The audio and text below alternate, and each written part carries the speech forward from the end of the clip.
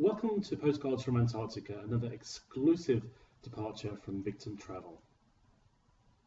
2013 saw a very happy group of guests depart for the White Continent as a group with Bicton Travel, and we're repeating this journey in 2014, in fact departing the 2nd of February from Perth and allowing you to discover the true delights of the White Continent. The images that you see coming up on the screen are our personal collection of photographs, so they're not professional photographers, they are our own personal collection, and certainly an example of what you can take whilst you're down there with some very simple camera equipment.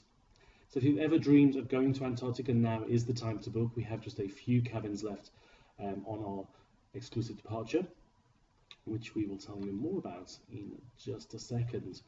But to tell you a little bit about the cruise line we've chosen to partner with, Compagnie de Ponant is actually 25 years old this year, and they are true pioneers in the luxury expedition style of cruising. So no longer do you have to undertake the Russian icebreakers of yesteryear to discover this particular part of the world. In fact, both the Arctic and Antarctica can now be discovered in true luxury aboard a Compagnie de Ponant super yacht, which normally carry just 264 guests, but in Antarctica we only take 200, and that is to ensure that everybody can go ashore and onto the ice and onto the land to really interact and see Antarctica as it should be seen.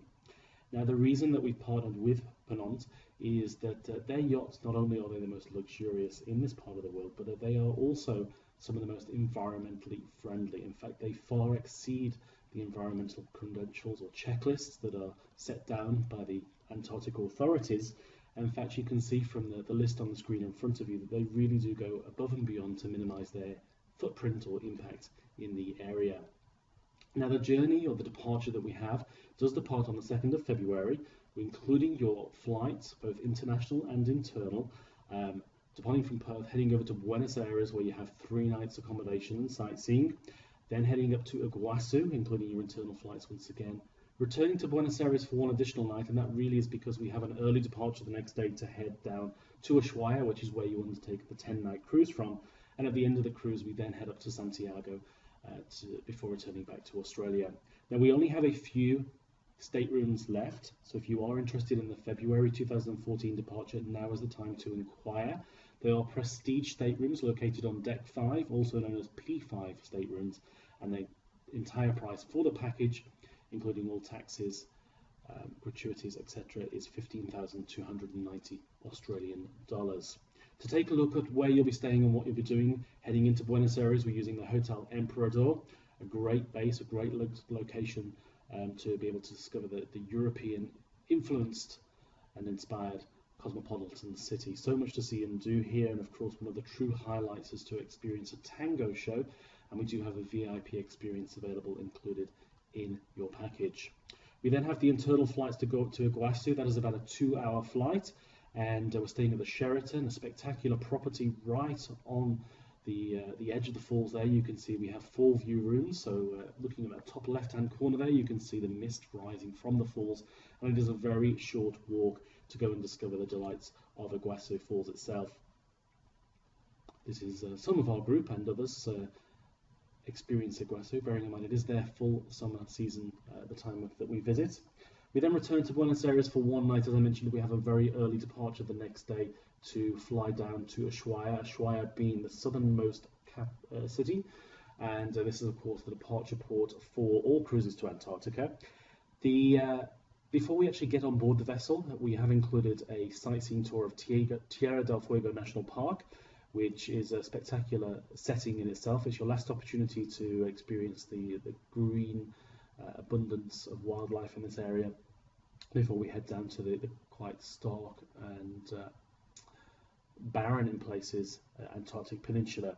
So you aboard the vessel mid-afternoon and set sail late that evening, and overnight, and the next day you will of course encounter the Drake Passage, which can be known as the Drake Lake or the Drake Wake, and in some cases it can be the tax that you have to pay to experience the sheer beauty Antarctica has to offer. One of the true highlights again is crossing the polar front. That's something that you can tick off your bucket list to say that you have done. Not everybody of course gets to experience that opportunity. and then we head down into the White Continent, where we will generally have 2 to 3 landings per day, or 2 to 3 activities per day using the zodiacs. We'll show you a zodiac in just a moment. You'll encounter lots of wildlife, an abundance of penguins, bird life, marine life, including whales, seals, etc. You won't encounter the emperor penguins in Antarctica. They are actually found in South Georgia, but you will experience genteel, chinstrap, to name just a few different species of penguins down here.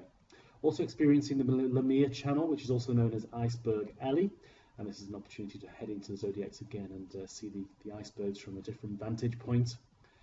To interact with the exploration bases is also an opportunity down at Port Lockroy. You do visit the world's southernmost post office, where you can of course send a postcard if you wish. And of course experiencing places like Brown Bluff and the remnants of the whaling stations and remnants of activity that took place in this part of the world more than 100 years ago. We do all this, of course, using the zodiacs, which you see pictured there. They generally have about 10 people in a zodiac with an exploration leader, and of course the sailor of the expedition craft. To access them is very easy. If you can manage in and out of a car, you can very easily access a zodiac. Of course, we do sail arounds in the zodiacs, but we also do the wet landings, where you land on a beach and go ashore and discover the beauty of the wildlife, the scenery, and see Antarctica as it really should be seen up close and personal. Of course, we're very aware of leaving nothing in Antarctica and taking nothing away with us, so we are very strict in the protocols that take place on board the vessel, and the crew of Penont will assist us with that.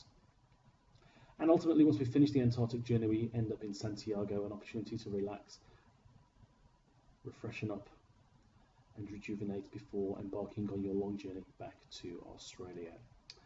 Santiago itself has a lot to offer, so do take an opportunity to venture out from the hotel and discover the sights, because realistically South America is a beautiful spot with so much to offer and so much to see and do whilst you're there. Just to recap on the package then, it is a 19-night journey departing Perth on the 2nd of February, including 3 nights of 3 nights Buenos Aires before Iguazu. Then we head up to Iguazu. We have 1 additional night in Buenos Aires. You have your 10-night cruise through Antarctica, and then a few nights at the end in Santiago.